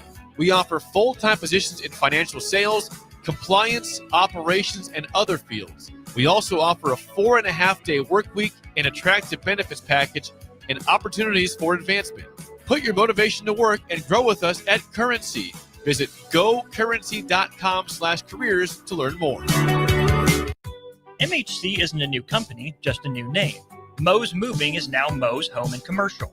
Whether moving across town or across the state, MHC Moving has you covered, specializing in home, apartment, assisted, and independent living moves. MHC can handle your commercial moves as well. MHC Moving has 0 hidden fees. You'll never pay for same-day booking or be charged for stairs, heavy items, or elevator fees. Rates are the same Monday through Saturday, and you will never pay a truck or fuel surcharge. And they offer payment plans through PayPal. Call MHC Moving today at 402-853-7167 or go to mhcmoving.com. Gaina Trucking is hiring CDL Class A and B drivers. Their strong team culture makes it not a job, but a career. Gaina Trucking offers health, vision, and dental insurance, 401k with company match, an employee assistance program, and other bonus programs. Build a better career today with great team culture at Gaina Trucking. Learn more and apply today at GainaTrucking.com. Hey there, this is Paul Scheel, owner of High Electric. I want to thank our friends and loyal customers and introduce High Electric to those looking for a new electrician. We've been serving the Lincoln and Omaha area for over 30 years, from design to install, upgrades, and repair. If you are a homeowner or a small business needing some electrical work, call us at 402-466-6606 or check us out at hyelectric.com. We look forward to hearing from you. Empower a child today with the Teammates Mentoring Program. Hope is only a conversation away when you choose to share your talent, time, and heart with a child. Together, you can build a relationship based on strengths and chart a brighter future, 1 week at a time. Find out how you can be a mentor by visiting LincolnTeammates.org. Become what you needed as a kid by joining the Teammates Mentoring Program today.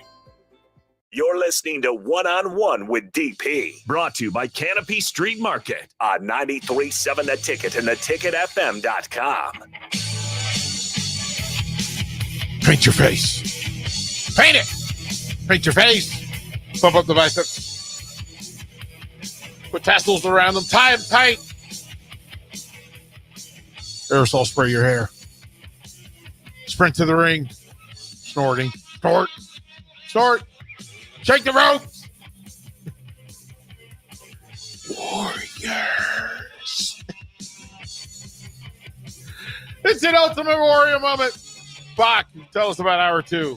Hour 2 today is sponsored by Schweizos Construction, where safety isn't just a policy, it's a promise. Schweizos is hiring skilled craftsmen, laborers, concrete workers, and steel erectors who value quality work and a team that has your back on and off the job site. Apply today at Schweizo.com.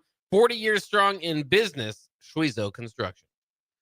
And shout out to Anthony Lionheart Smith. Again, in full recovery from spinal fusion, in pain management, etc. And he's showing up and greatly appreciated as well. We will have Husker tennis coach Peter Kobelt tomorrow, along with Anthony Lionheart Smith and Steve Taylor. It'll be a full midday ticket lineup for you. I greatly appreciate all of that. And for folks who are hanging out and sponsors. Bach, what did Tipsy Tina's do today? Oh, man. Tipsy Tina's brought us some delicious buffalo chicken tacos that we can have today. And I've already snuck back to get a few of them. There's no sneaking. There's no sneaking. It's given to you freely. Have as much as possible as possible. One of these Tuesdays when they do that, we'll invite some listeners down to come down and have some complimentary Tipsy Tina's, because we can never eat all of it. Like we can't. Like we've done a pretty good job of having the student athletes be able to come in and make plates to take with them back to their dorms, etc. But it's still a lot. So maybe one of the Tuesdays we'll invite some listeners down to have free lunch here at the Ticket. I think it wouldn't be terrible. And there's also Luke and I from the mill. We're working on a day where there'll be an hour where it's complimentary coffee. Oh, wow. We're working on that. Because we want to give. And I think it's important that we give people a reason to come down here and hang out with us, right? That people come hang out with us. And then, yeah, we're working today. Anybody that comes in today to just ask, we have Sweet Things by Marcy with the home run for birthday cake yesterday. And we still have some cake left. So anybody that comes in, buy a cup of coffee today, and we'll give you cake to go with it. I think that's not bad. That's not bad. Bach, we've been all over the place. John in Cortland asked a question. He says, yeah, did you take a 10-mile walk to knock back the birthday cake? In twofold, I had two different slices of cake. I had the chocolate, the double chocolate joint from Sweet Things by Marcy. And then I had a slice of the red velvet after my birthday dinner last night. Becky took me to dinner, and yeah, I had a slice of birthday cake as well. So shorter walk because it's 948,000 degrees outside. So I was not trying to melt. I am the kind of chocolate that melts. So I tiptoe. Yeah, it's the rule. Rubber Duck says the thing that my daughter literally gave me that text yesterday. Say calories don't count on your birthday. It wasn't a calories thing. It's a big full when it's hot like this. It just weighs on you different. Like it just weighs on you different. And I ate like a protein bowl, sort of clean dinner. But then, yeah, it was fudge. It was chocolate cake, bro. Like, let me have it, So we did that, and I'm there. Bill and Bennett asked, he says, how valuable would an old Jerry Taggy or Tony Davis tearaway jersey be today?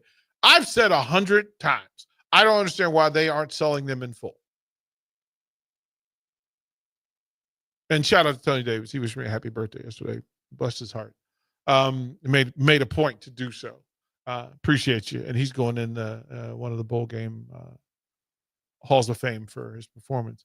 But yeah, I think all the old heads should just go and buy Taggy jerseys and wear them. Give that man his flowers, as a matter of fact. Like, there needs to be more Jerry Taggy love in Lincoln, in full. I'm a member of that club. Box Neighbor says, I had an old mesh Calvin Jones jersey. I think that's fantastic. I'm a member. So, and I'm a jersey guy. Like, I have some of my favorite jerseys. I have an old American Basketball Association Julius Irving Dr. J Virginia Squires jersey, number 32. I do have an old Sammy Baugh Redskins 33 to go along with. I have all the quarterbacks from the Redskins, quite frankly. I have Sonny Jurgensen's 9, Billy Kilmer, Doug in the 17, Kilman in the 17. I have a Theismann, and I have a Rippin. And yes, I went and got a Daniels. I have a Daniels jersey. I have Jane Daniels jersey. So there's that. I love the old-fashioned jerseys. I have an old Larry Brown Redskins 43, a Charlie Taylor. I got they're retiring the Art Monk, so I was sent a Hall of Fame Art Monk jersey. And please let me just remind people that he is one of the 5 best receivers to ever do this. Stop it with your nonsense. Tortured in waiting as long as he did to get in, and the fact that Gary Clark isn't in is my own thing. I have an authentic. It's the only one I own. Well, no, that's not true. I have 2 Cowboys jerseys. I have to fully admit. One is my friend Charles Haley, Virginia boy, James Madison. He would be in my bar 10 weeks out of the year, Bach. Yeah, Charles Haley just sitting there, and he brought me a Cowboys 94, and I still have it. And then a Pearson, for obvious reasons, several reasons why I have a 26 Pearson, because that's what I wore in high school. I wore number 26 in a very black and blue and gray Cowboy-esque jersey, because that's what we wore in high school. And so I picked, they said, Pearson, what number do you want to wear? Year one, I was playing more receiver than running back, so I wore 88. The senior year, I wore 26. Junior and senior, I wore 26. So, what do you think about the rules? And some jersey aficionados will put it out there that you can't wear a jersey of somebody who is younger than you. How many jerseys do you have of people younger than you? You mentioned Daniels. Daniels. Well, I mean, think about it. Everybody's younger than me. I'm 63. Well, what are you talking about? What are you talking about? I'd have to wear a Rich Glover jersey just to be fall in that category. That means literally I could only wear throwbacks, which I'm a fan of throwbacks. And I'm like, I have a bunch of Negro League jerseys. So I love, I have a Satchel Paige, a Josh Gibson. Like I have a Jackie Montreal, Jackie's Dodger. I'm a full fan. I love, sleeveless. We had the idea that Nebraska needs to go back to the sleeveless jerseys with the red. You wear the scarlet underneath, but the sleeveless vest kind of jersey. I think Major League Baseball should have a day where all of their teams wear the sleeveless throwback. I think it's a marketing genius to have them all wear, because my favorite jersey for all of those teams, I have people talking to Astros throwback. But I have the Astros throwback. I have the Houston Colt 45s. Before they were the Astros, they were the Colt 45. And Bach, let me tell you, that is a gorgeous, gorgeous jersey. Just gorgeous. But my favorite Oakland A's jersey, and I love the A's, but I have a Reggie Jackson sleeveless A's jersey, and I love it so much. Giants have sleeveless. Again, the Pirates, I have the Clemente 21 sleeveless. It's a work of art. It's a work of art. I don't know that the Yankees ever did sleeveless. Text line, please let me know if they have, and if they have, I'm going to find it. I'm going to find it. But if for one game this year, let it be Houston Christian. Go back to the midriff mesh. Or maybe do it for Michigan. Go back to that. Bach, are you a fan of the N or the jersey number on the helmet? Like for one game, you wouldn't be offended if Nebraska went throwback and put the numbers on the helmets again. Not anymore. Right. When they first started doing alternates, that was kind of a big deal. Now alternates have taken over, so absolutely not. Now, the only rules for jersey, I mean, they're jersey rules. Like if you can get authentic, and again, that's me being a jersey snob. Not everybody wants to do that, and your ability to do that. But listen, if you tuck your jersey in, I'm going to fight you. I'm going to fight you. If you tuck your jersey into your jeans, I'm going to fight you. I'm going to fight you. Stop doing it. Why is that? Stop doing it. You just don't like the look? Oh, it is a crime. High-level crime. High-level crime. 5162 says this: the only jersey rule I follow is don't get a current player unless it's funny.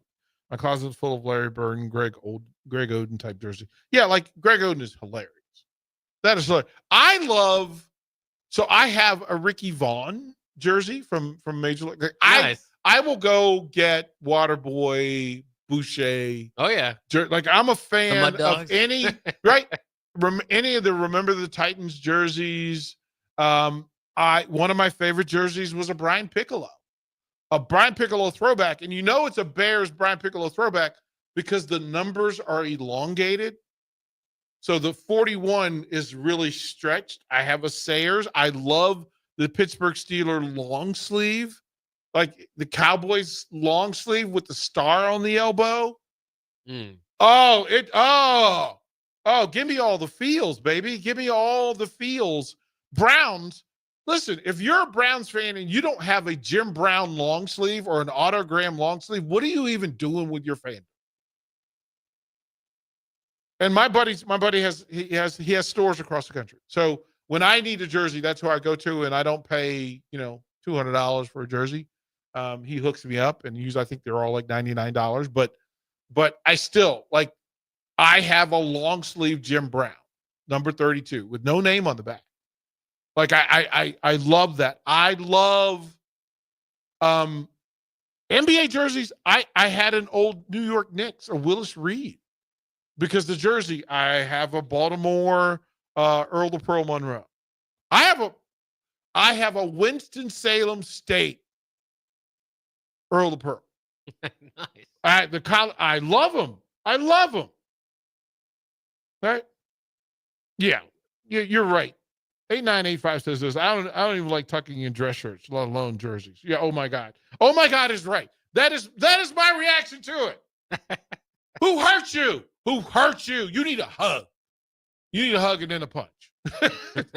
So if you tuck in your jersey, if I see you on game day with a football jersey tucked into your pants, I'm going to walk up to you. I'm going to hug you, but I'm going to step on your shoes. I'm going to stomp your foot. I'm just letting you know in advance. Simple deal. We'll throw it to break. We'll close out. One-on-one, get you all set up for Bach and the Black Shirt here on the Download our app by searching 93.7 The Ticket in your app store. You're listening to One-on-One with DP on 93.7 The Ticket and theticketfm.com.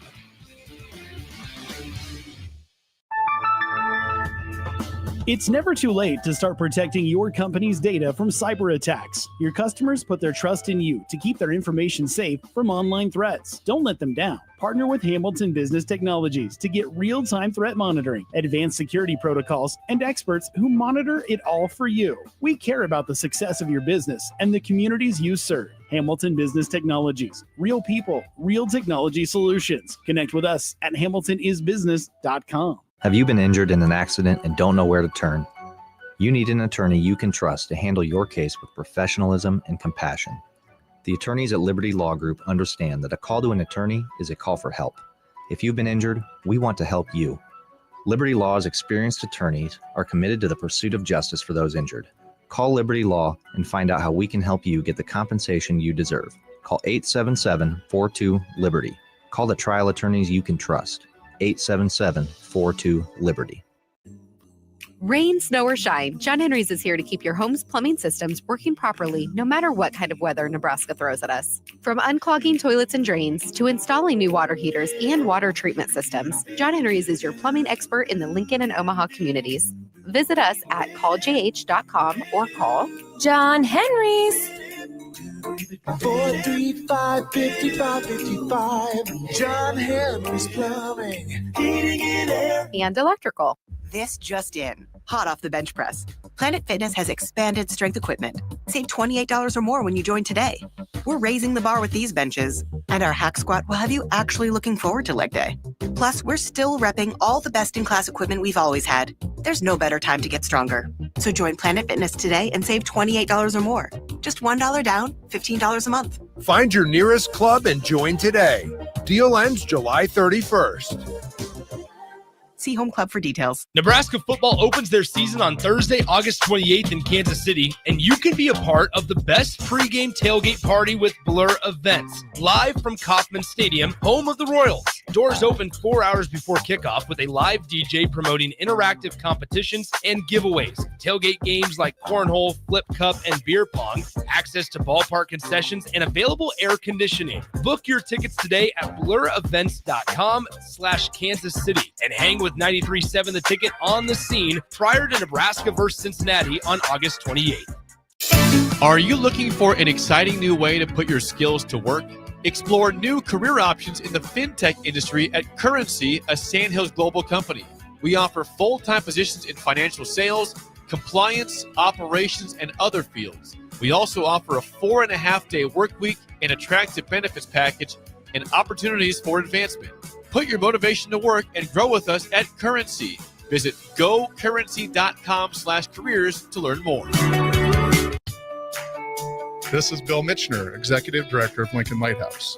Did you know Lighthouse provides multiple programs for students such as one-on-one tutoring and mentoring, as well as pro-social skill exercises, while providing them a nourishing meal and a safe space during all months of the year, even during school breaks?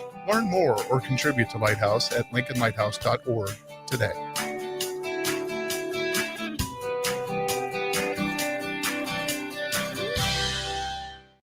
MHC isn't a new company, just a new name. Moe's Moving is now Moe's Home and Commercial. Whether moving across town or across the state, MHC Moving has you covered, specializing in home, apartment, assisted, and independent living moves. MHC can handle your commercial moves as well.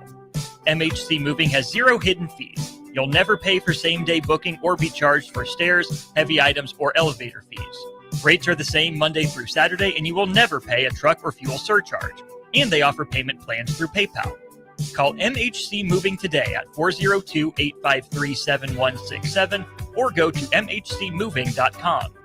Ticket listeners know a dream team when they see one. At Applied Connective, we've been in the game for 20 years and have developed a team of world-class leaders in all things IT. From cybersecurity and Microsoft products to physical security, audio-video, infrastructure, business phone systems, and anything in between. We'll help you leverage technology to become your most secure, efficient, and profitable. Head to our website to check out real reviews and testimonials and sign up for a free tech consultation. We can show you where you might be vulnerable, inefficient, or overspending. It's a game changer, and it's totally free.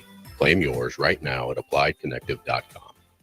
Big box stores are tempting for buying equipment for your high schooler in sports or for yourself in your sports leisures. But buying new is awfully expensive. Why not go somewhere with new and used options? Play It Again Sports is quality, slightly to gently used equipment, and 50% of their inventory is actually new equipment. And it's more than baseball, softball, and golf. They also have equipment for disc golf, fitness, hockey, and more. Plus, they're always buying products. Bring your gear you're done with and get trade money on the spot. Play It Again Sports at 48th and Vine.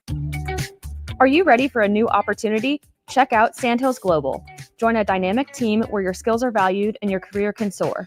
We offer full-time positions with a 4.5-day work week, competitive pay, excellent benefits, and a positive work environment. From IT and marketing to sales and finance, we're looking for talented individuals just like you. Apply today at sandhills.jobs and take the first step towards an exciting future.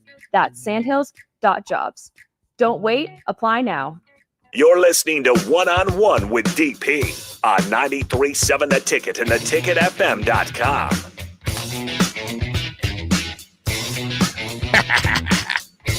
Bye. I'm gonna send you this tape. I'm gonna send you this highlight reel. Listen, I'm gonna do a throwback show because there's too many people. I'm old enough to remember the Cowboys, Giants, Cardinals, Redskins of the NFC East back in the day. And people want to say, if you ask a Cardinal fan who the greatest receiver is to play for the Cardinals, they will say, rightfully so, Larry Fitzgerald. Longevity, et cetera, et cetera. But number 2 on that list is Mel Gray, and it's not close. Number 3 is Roy Green. You got to go back to the 70s and 80s and realize that Mel Gray was a problem. That the Jim Hart, Jim Otis, Terry Metcalf, Jackie Smith, Mel Gray, Roy Green, Conrad Dobler, Dan Dierdorf Cardinals were a Larry Wilson at safety, one of the great safeties ever that we never talk about enough. Great era. That the Giants in those eras of having guys like Doug Kotar, who just was a nuisance, Ron Johnson before that. To remember that the receivers, Harold Carmichael at 6'8", 6'7" at wide receiver. Bach, can you imagine a 6'8" wide receiver? Right. Harold Carmichael would battle Nebraska's own Pat Fisher, who at 5'9" would have these one-on-one battles with 6'8" Harold Carmichael, with Wilbert Montgomery, and just there are levels to this thing. So I just sent Farley a highlight reel of Terry Metcalf, and Eric Metcalf is underrated as well. His son's is underrated, but Terry Metcalf, for what he did, he revolutionized football. The way the running back position was utilized out of the backfield, he was elite, special along the way. You can go back. The AFC West was fire, man. It was it was crazy because I'm old enough to remember the Mike Garrett, Ed Podolak, McVie, Lenny Dawson, Otis Taylor Chiefs, right? But that defense with Bobby Bell and Willie Lanier was insane. Bobby Bell was out there playing boundary linebacker in high top red cleats. Willie Lanier was padded from fingertip to toe and would hit you with a machine, right? That Buck Buchanan. Look, if you're going to talk about great defensive linemen, Buck Buchanan has to be early in the conversation. Otherwise, the conversation is invalid. Right? The Lynch days on the offensive side of the ball, the Raiders with Darryl LaMonica, and before Cliff Branch, Vernon Wells. Wells was a deep guy. You talk about that they used tight ends in a different way. I mean, Dave Casper changed the way tight ends were used in the league. They had the Mark Van Egan era of running backs, along with Clarence Davis and Smith, back in the day, that the Vikings, even before Chuck Foreman, you had the Bill Brown Osborne running back tandem, 41 and 30 out of the backfield. Even before Fran Tarkenton, there was the Joe Cap run with Gillum out on the outside, Gene Washington on the other side, another Osborne at tight end, and then the line across the board. Of course, they were known for the defensive front, but their offensive line was crazy. Mick Tingelhoff, of course, another Husker, manning the middle for the Vikings. There's tons of legend and legacy, and people will talk about the current great legends. But before them were dudes. Listen, there's no linebacker that's played for the Chiefs after Derek Thomas that was in the league of Bobby Brown and Willie Lanier. Right? Roger Worley in that Cardinals secondary. Worley and they had Thompson. Thompson played corner. Worley, Wilson, and the group that was there. And remember that's the Bobby Moore Cardinal era, where before he became Ahmad Rashad, he was Bobby Moore. Right? And then you ran those dudes out there. Bob Brown, absolutely. Like, there's going to be a show. Like, we'll go back in time and we'll highlight teams from previous years, because people misread. The current sports conversation is about the current level of greatness. And the numbers have changed and the game has changed. But there are players. I forget who I was having the conversation with, but they were talking about what players from the past could play with today's players. And then the conversation quickly flipped to, nope. The real question is how many of today's players could go back and play in time. And there aren't that many. We were talking baseball. That's what we were talking about. But the same applies for football. They all couldn't. Bob Brown would destroy today's Husker line in full. Y'all be good. Don't go anywhere. Bach in the black shirt coming up on The Ticket and theticketfm.com.